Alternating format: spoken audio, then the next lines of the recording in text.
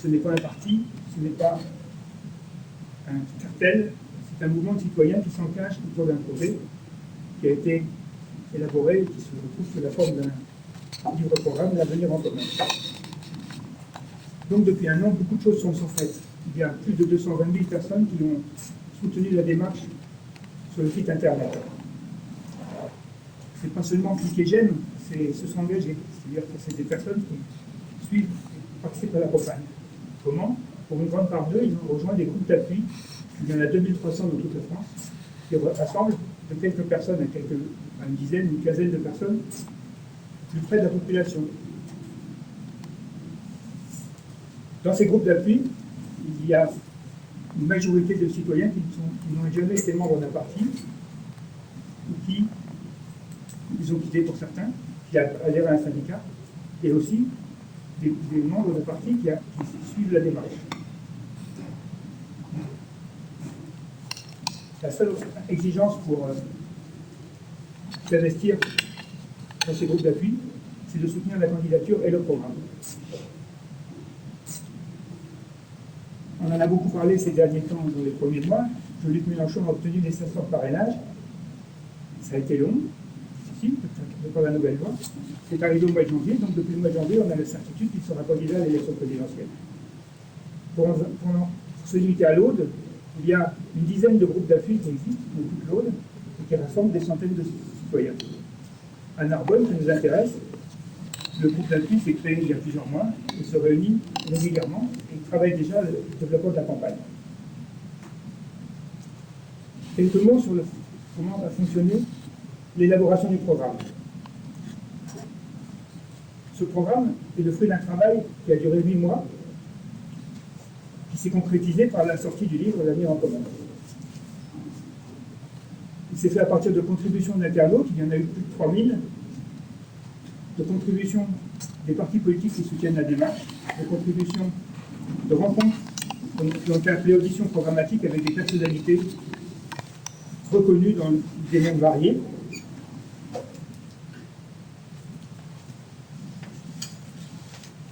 La synthèse a été faite, coordonnée par une équipe qui était dirigée par Charlotte Girard et Jacques Généreux.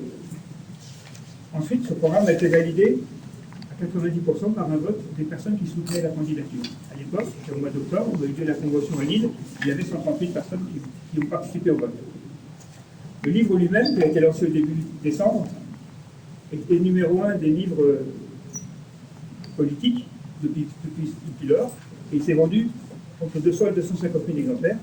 Il y a les ventes dans les librairies, où il est donc numéro 1. Il y a aussi énormément de ventes militantes partout en France. Il y a eu une première vague le 2, 3 et 4 décembre, au moment du lancement, où il y a eu plus de 1000 emplacements en France, où des militants l'ont représenté.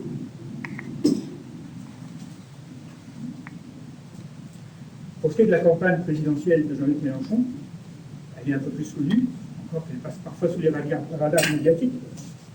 Les meetings qu'il fait pratiquement chaque semaine ont un succès qui dépasse toutes les espérances des gens qui les organisent. On a l'exemple du déboulé de Tourcoing le 9 janvier, qui a été organisé en 6 jours suite à un fait divers où une caissière a été licenciée après avoir fait une fausse couche à son poste, et quelques autres situations où les travailleurs étaient dans des situations qui méritaient qu'on en parle. 1000 personnes se sont rassemblées. Au Mans, plus de 2000 personnes se sont rassemblées autour de la sécurité sociale universelle. À Bordeaux, il y avait 1000 personnes dans la rue qui sont restées en plein hiver pour écouter le discours. Quelque chose dont on parle beaucoup, c'est la chaîne YouTube, dans laquelle Jean-Luc Mélenchon fait une revue de la semaine, où il présente les points du programme et son avis et ses réflexions sur la situation du jour, qui est devenue la première chaîne politique en France, avec 185 000 abonnés, alors qu'il est parti il y a quelques mois de 10 000 abonnés. C'est un moyen d'avoir un média qui dépasse complètement les utilisateurs habituels des informations générales. Je vais dire 2 mots sur la situation des législatives. Le programme de la France insoumise prévoit la convocation d'une assemblée constituante pour établir une nouvelle constitution. C'est le point numéro 1 du programme. Mais pendant le travail de cette assemblée constituante, qui durera le temps qui sera nécessaire, dans la campagne on parle de 1 à 2 ans, le programme L'Avenir en commun sera mis en œuvre. Il est important donc que lors des élections législatives, une majorité de députés soit élue qui portent ce programme. Pour nous, les législatives ne sont pas 577 élections différentes, mais nous voulons construire une campagne qui est en cohérence totale avec la campagne présidentielle. Ça part d'une réflexion profonde, car pour nous, les députés représentent la nation tout entière. Le fait qu'ils soient élus dans une circonscription n'est pas une modalité d'élection. Ils doivent défendre l'intérêt général et non des lobbies. Ils ne sont pas élus pour défendre des intérêts particuliers, mais légiférer au bénéfice de l'ensemble des Français. Nous pensons aussi que les députés de France Insoumise doivent être des députés militants, aux côtés de ceux qui luttent contre le système. Ils doivent porter à l'Assemblée l'expression des combats menés sur le terrain par les militants syndicaux. Ils doivent aussi réfléchir collectivement les députés doivent réfléchir collectivement avec les citoyens aux propositions de loi pour mettre en place le programme.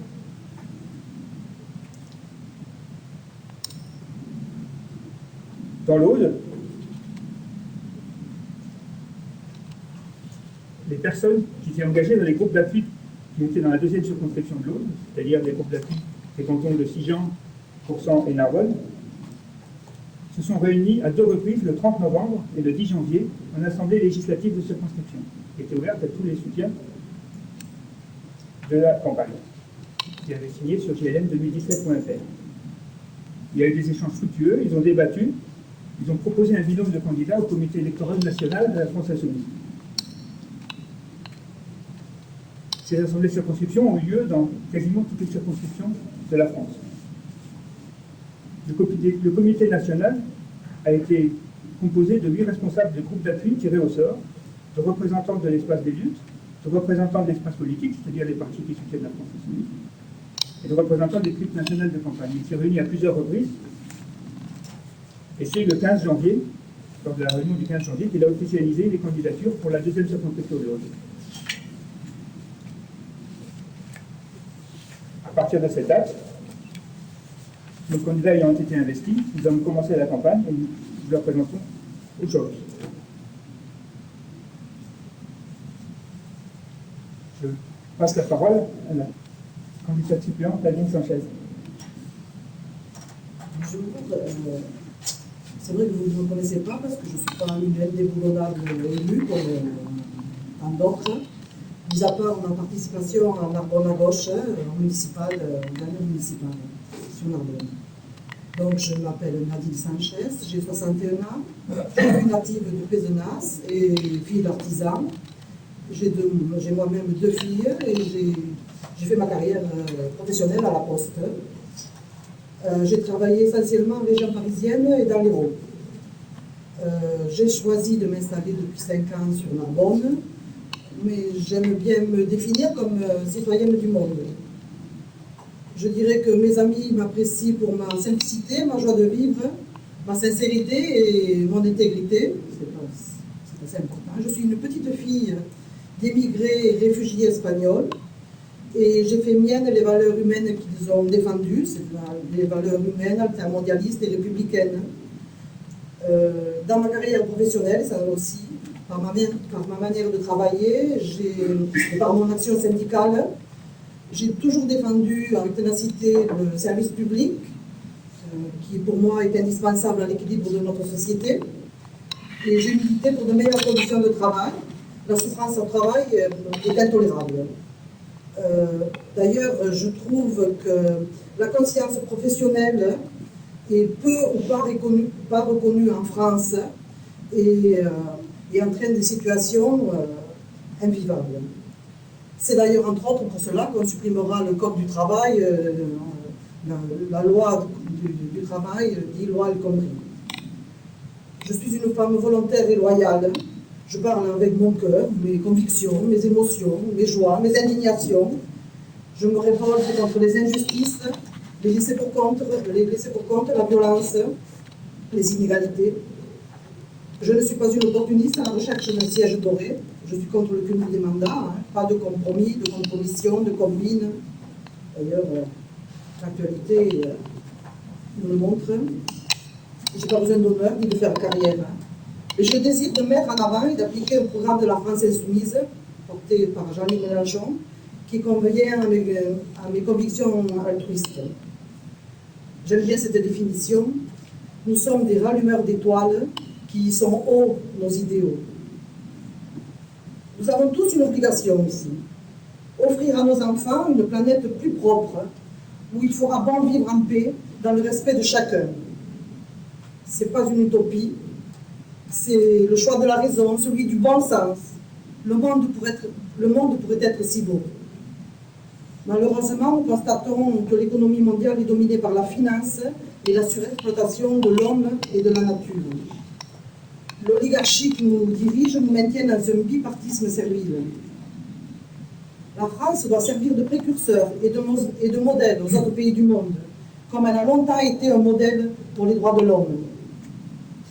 Je prends l'engagement de mettre fin au pillage suicidaire de notre planète par un changement de notre mode de vie, et c'est maintenant, ou jamais. Je représente ici la France insoumise dans le programme, est explicité dans le livre L'avenir en commun. Ce programme donne les clés pour la construction du monde de demain. Notre but, c'est de transformer la société dévastatrice dans laquelle nous vivons en une société pacifique qui favorise l'épanouissement de chacun dans le respect et la protection de notre planète.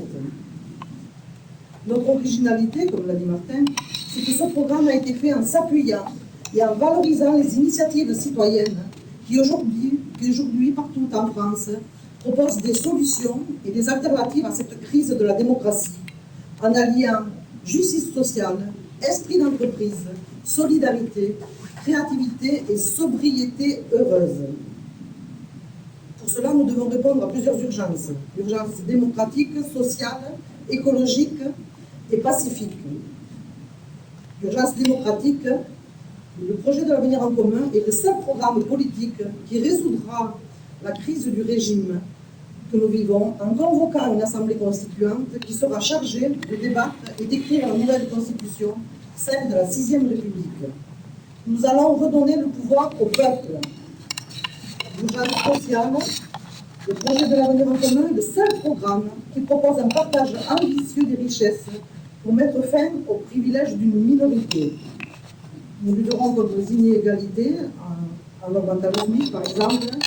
Nous restaurerons la retraite à 60 ans.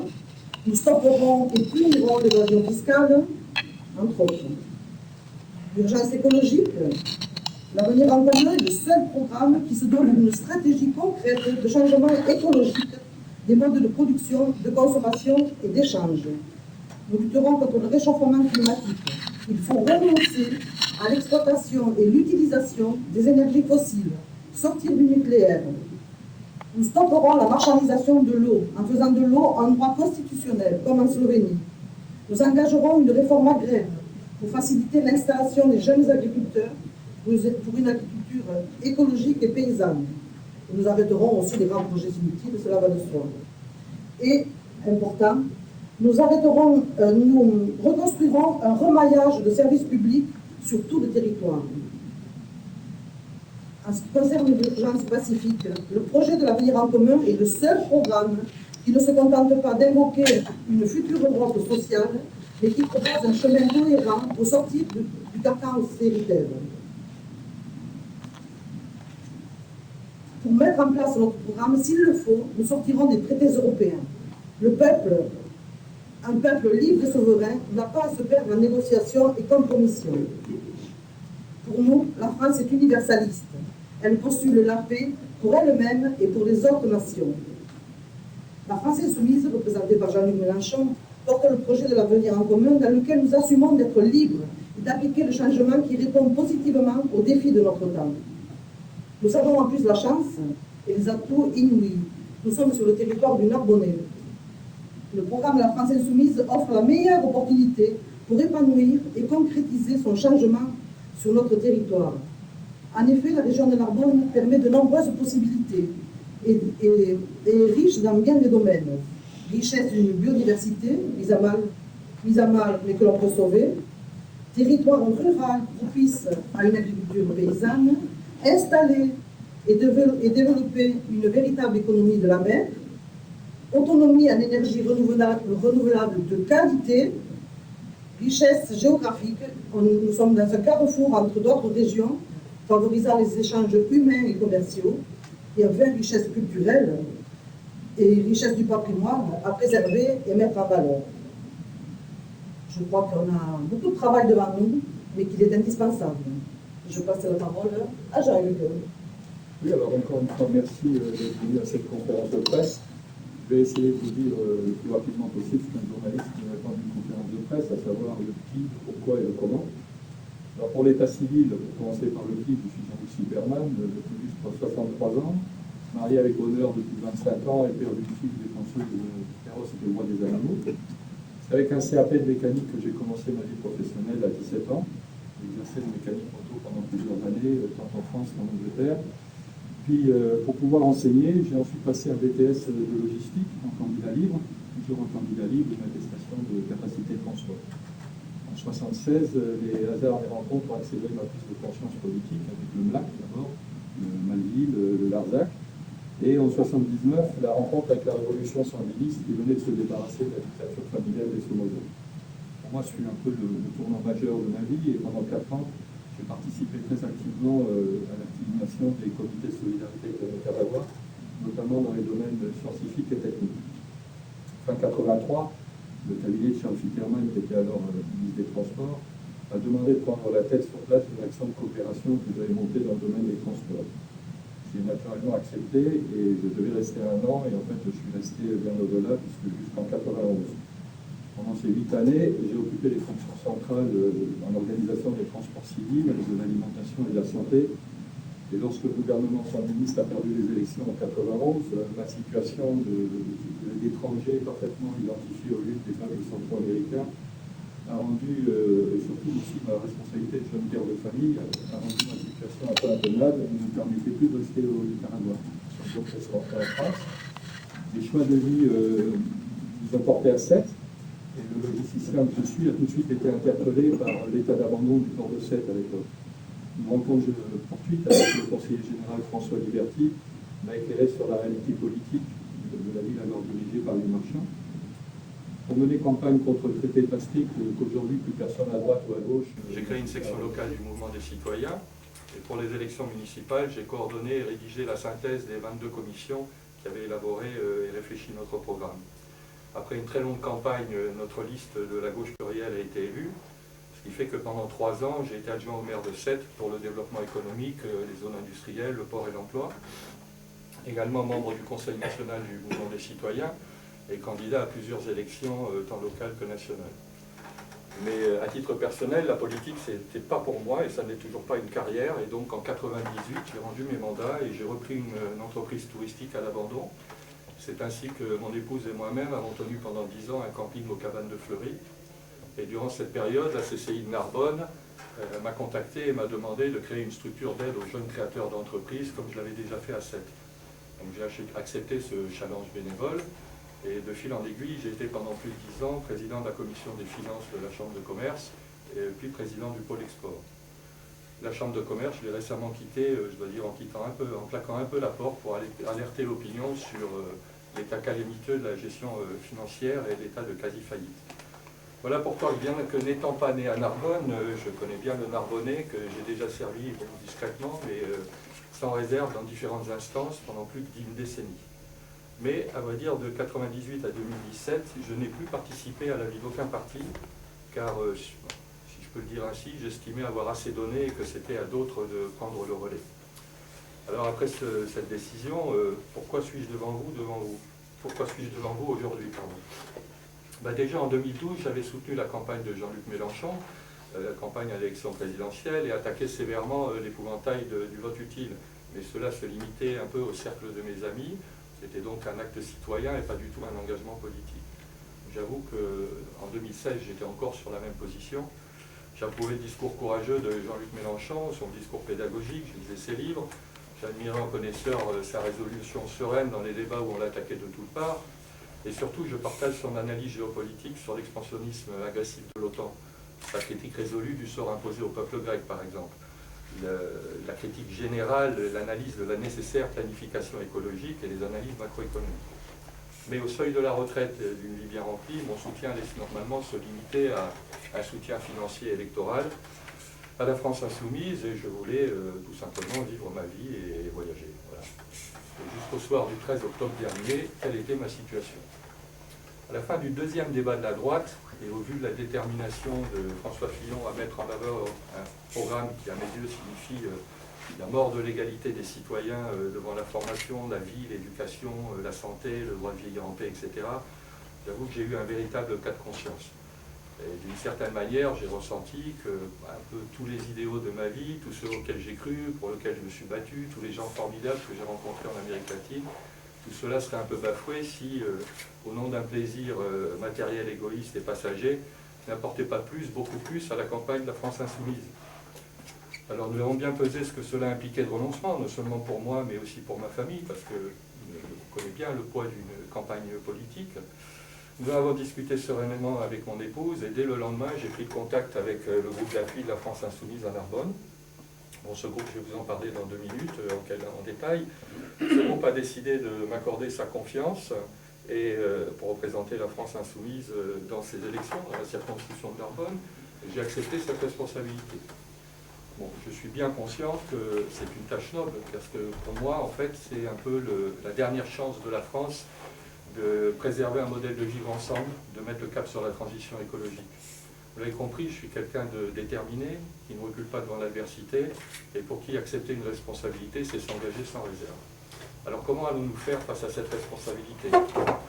Déjà, je pense que pour éviter le désastre social programmé par la droite et son extrême, pour éviter les trompe-l'œil des ministres sortants de la gauche, ou les jeunes vedettes qui apparaissent sous les feux de la rampe, on a un petit avantage, c'est le cadre historique dans lequel vont se dérouler ces élections qui sont différentes, à mon sens, de toutes les autres précédentes.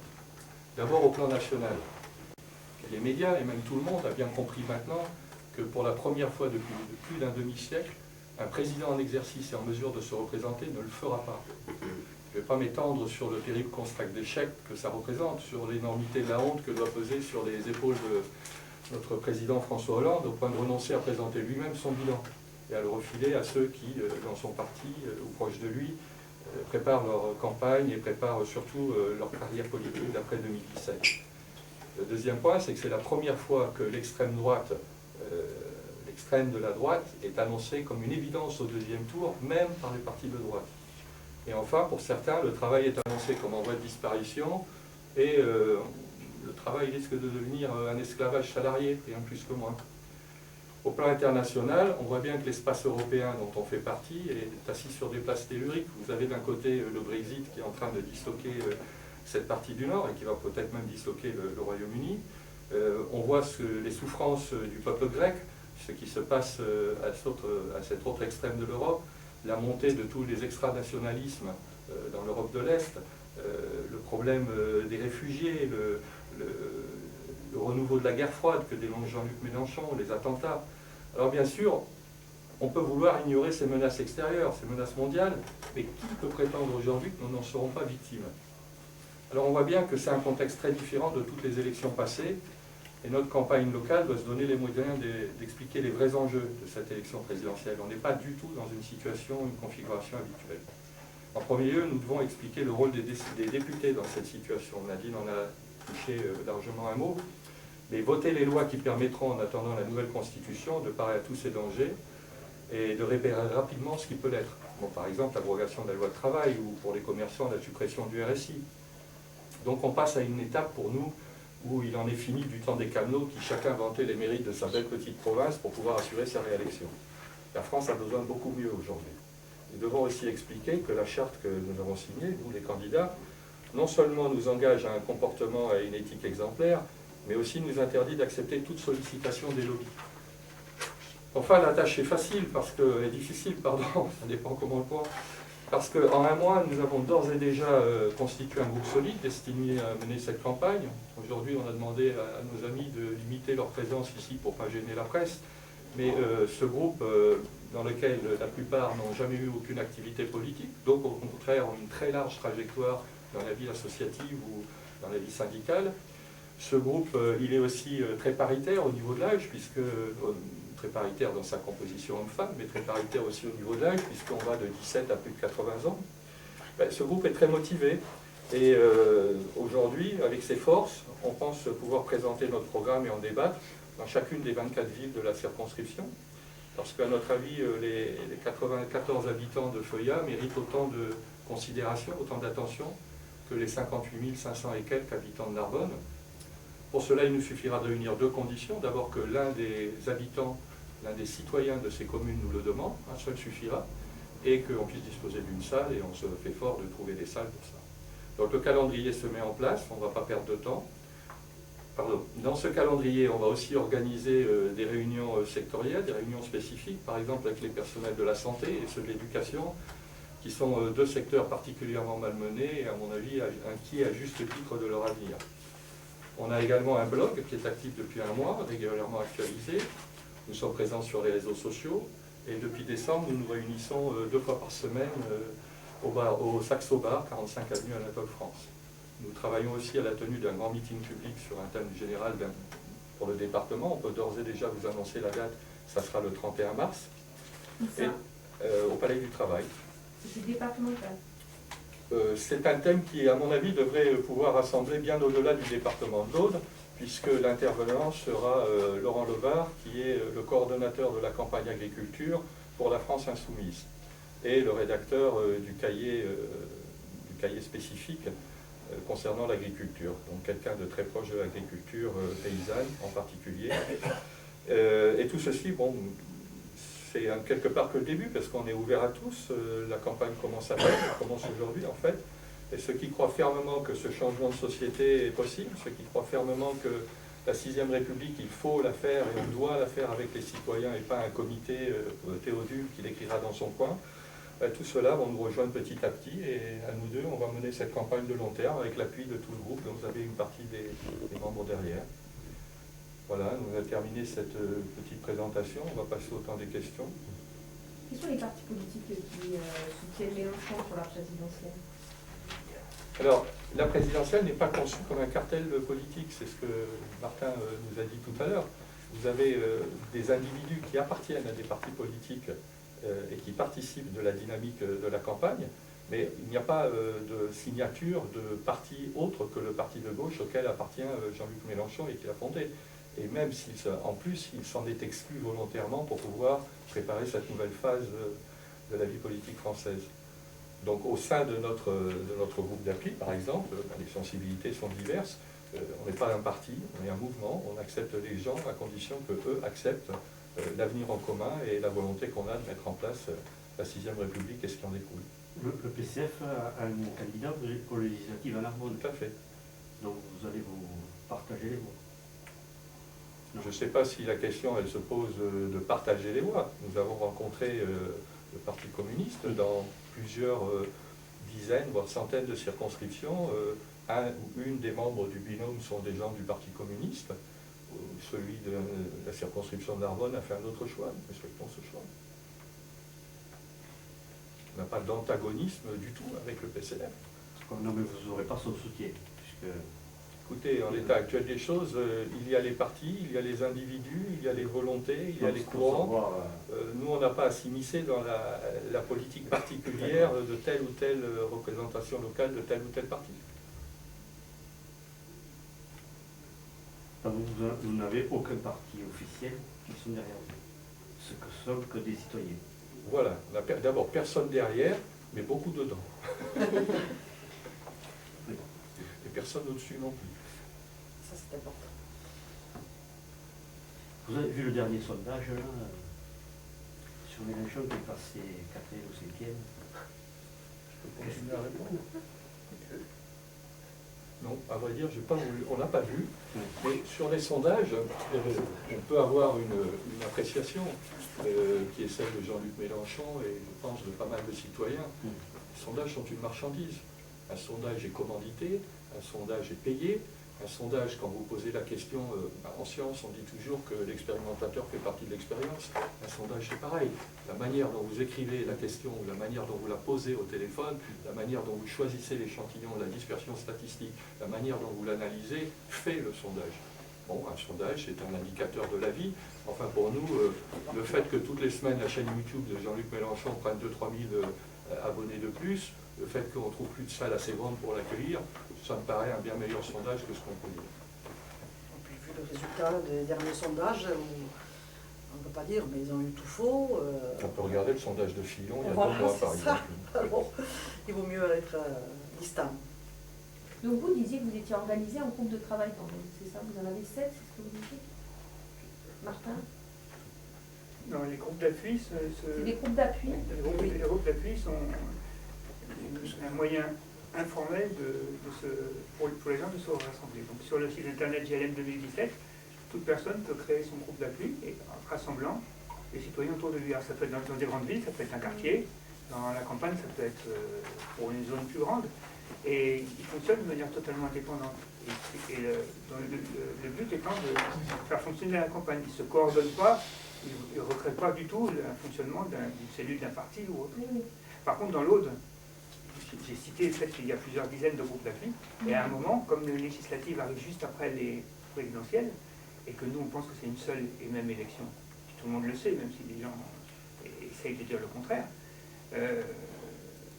on a été obligé, par la situation de la Ve République et du système électoral, de rassembler les groupes d'appui par circonscription pour voter ensemble. D'accord. Et donc c'est ces assemblées de circonscription qui ont lieu dans presque toutes les circonscriptions partout en France, qui était un exercice démocratique qui s'est développé pour la première fois, parce que jusqu'à présent, dans les autres partis ou dans les autres cartels de partis, ça se passe des négociations entre partis au niveau national, entre partis au niveau local, voire dans le cas de certains autres mouvements, ça se passe directement au niveau national, où le candidat présidentiel va lui-même choisir ses candidats députés. Nous, c'est un système démocratique qui a été mis en place, de manière souterraine au point qu'on ne l'a pas vu fonctionner trop, mais ça a été une expérience démocratique incroyable. Parce que c'est des gens qui a priori ne se connaissaient pas, n'avaient pas milité dans les mêmes partis, qui ont débattu ensemble, et qui ont dû s'accorder sur quels seraient les meilleurs représentants pour représenter la campagne présidentielle et la campagne législative dans leur circonscription. Et qu'est-ce que vous voulez comme Europe? Quelle Europe vous souhaitez? L'Europe, je crois qu'il y a un discours qui est parfaitement clair de Jean-Luc Mélenchon et donc du candidat à la présidentielle que nous portons tous. Soit on la change, soit on la quitte. C'est-à-dire soit le poids économique de la France, qui est la deuxième puissance économique, la deuxième puissance en termes de population, un rayonnement universel, membre du Conseil de sécurité de l'ONU, puissance nucléaire, soit le poids global de la France permet d'infléchir le cours des choses et d'arriver à construire une Europe qui soit différente et qui ne soit pas un carcan pour le développement des peuples, qui ne soit pas un vecteur d'austérité permanent avec la récession qui est en train de s'installer partout, qui ne soit pas une situation telle que l'Europe explose de l'extérieur. Soit on n'arrive pas à obtenir ce rapport de force, disons les mots, à faire changer la position d'Allemagne, de Schäuble et de Merkel. Il faut poser les noms sur la table. C'est quand même eux les grands maîtres aujourd'hui de la position politique européenne. Dans ce cas-là, il faudra dire très simplement, très bien, on applique l'article 51 et on fait comme les Anglais, on décide de sortir. Si l'Europe nous empêche d'appliquer notre programme, aussi. Vous savez, au moment de la crise grecque, que malheureusement on a beaucoup oublié, certains dirigeants allemands, quand on leur posait la question « mais qu'est-ce que vous faites d'un référendum populaire et de la démocratie grecque ?» Ça n'est pas la question. Ben si, c'est la question justement. La démocratie, c'est le peuple, ce n'est pas les instances dirigeantes d'organismes qui sont essentiellement des bureaucrates de carrière, des membres de lobby ou des gens qui construisent leur carrière 3 ans dans l'Europe pour ensuite atterrir chez Unilever, Nestlé ou autre. Ce ne sont pas eux qui vont faire les décisions de la politique économique française et de l'emploi en France. Ça ne peut plus continuer. D'où la 6e République. Les deux sont indissociablement liés. Alors je sais bien qu'aujourd'hui, la 6e République, serait difficile de trouver un postulant à l'élection présidentielle qui n'en parle pas. Moi, ce qui m'étonne, c'est qu'à part l'emballage 6e République, je n'ai pas vu quelque part l'ombre d'un déroulé de programme, de quand est-ce que ça va se passer, quelles sont les échéances, qui va la faire, est-ce que c'est un groupe d'experts, est-ce que c'est les membres du parti, est-ce que c'est les sénateurs, est-ce que c'est le président avec quelques conseillers, est-ce qu'on va le déléguer? Non, nous, depuis 2012, on a un déroulé qui est clair et on continue à le maintenir, c'est la participation du peuple, avec une partie des représentations politiques constituées, que ce soit les syndicats ou les politiques, et une partie de citoyens tirés au sort. Donc, ça fait partie des tâches que nous aurons, Nadine et moi, à expliquer et réexpliquer et réexpliquer. Il faut que le peuple s'approprie cette notion de 6e République. Parce que rappelez-vous, les derniers changements de la 6e République, la 5e République, c'est quoi? Bon, d'abord, c'est la guerre d'Algérie, c'est la fin de l'Empire colonial français, c'est par exemple le suffrage universel pour élire le président de la République. Et ça n'était que des amendements à la Constitution. Là, on parle de changer d'air. On parle d'un nouveau pacte social, on parle d'une nouvelle dimension. Il n'est pas dit du tout que dans la nouvelle constituante, il y aura un président de la République.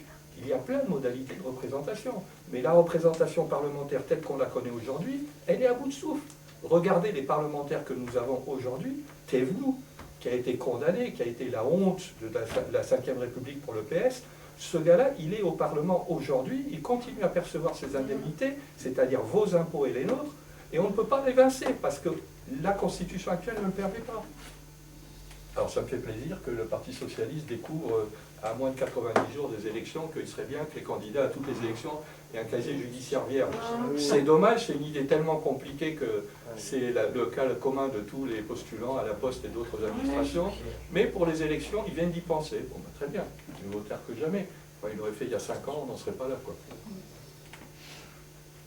C'est peut-être la différence entre la cosmétique préélectorale et un programme de fond que l'on porte depuis plusieurs années.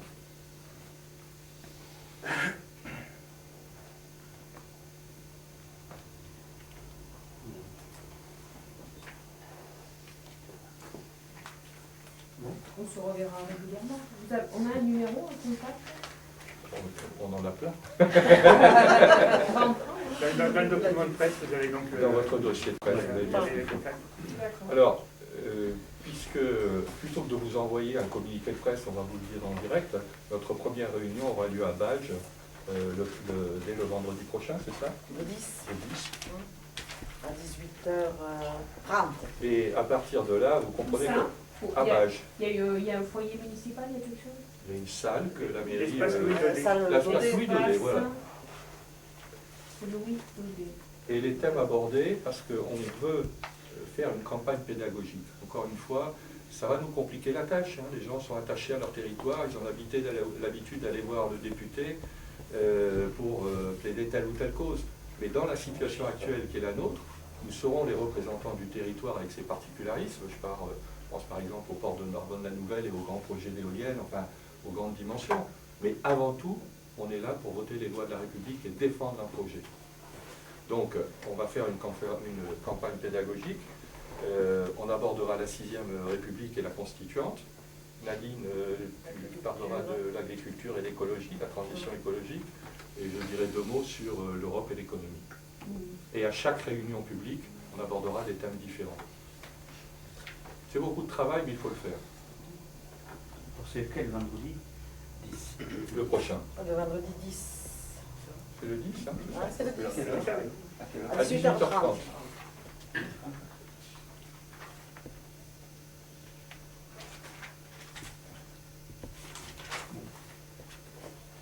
Au plaisir de vous revoir. Oui.